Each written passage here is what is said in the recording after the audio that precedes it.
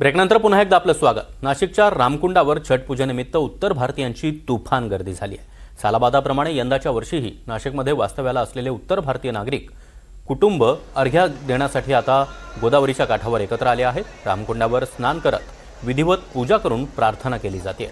प्रशासनाच्या माध्यमातून गर्दीच्या पार्श्वभूमीवर पोलीस बंदोबस्त आणि वाहतूक मार्गात देखील बदल करण्यात आला आणि याचाच आढावा घेतला आमचे प्रतिनिधी प्रांजल कुलकर्णी यांनी।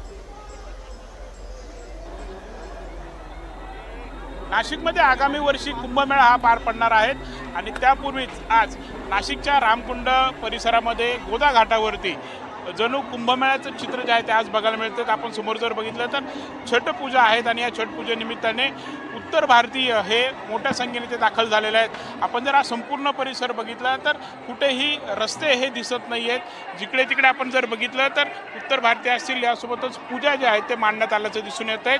सायंकाळी आज सूर्यदेवताला मावळत्या सूर्याला खरं तर अर्घ्य हे दाखवलं जातं, उपवास हे पकडले जातात आणि त्यानंतर दुसऱ्या दिवशी म्हणजे उद्या पहाटे सूर्याला नमस्कार करत हा उपवास जो आहे तो सोडला जातो।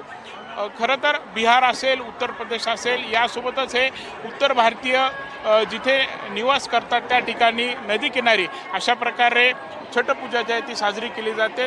आज या सर्व पार्श्वभूमीवरती प्रशासनाकडून देखील सर्व तयारी ही करण्यात आलेली आहे। वाहतूक मार्गात बदल हा करण्यात आलेला आहे।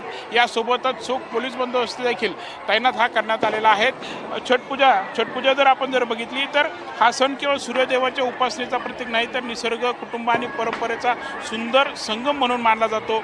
4 दिवस चालणाऱ्या या उत्सवात व्रत, स्नान, सूर्योदय आणि सूर्यास्ताच्या वेळी अर्घ्य अर्पण करण्याची अनोखी परंपरा जी आहे ती खरं तर पाळली जाते। रामकुंडावर आपण जर बघितलं सध्या वातावरण हे भक्तिमय झालेलं आहे।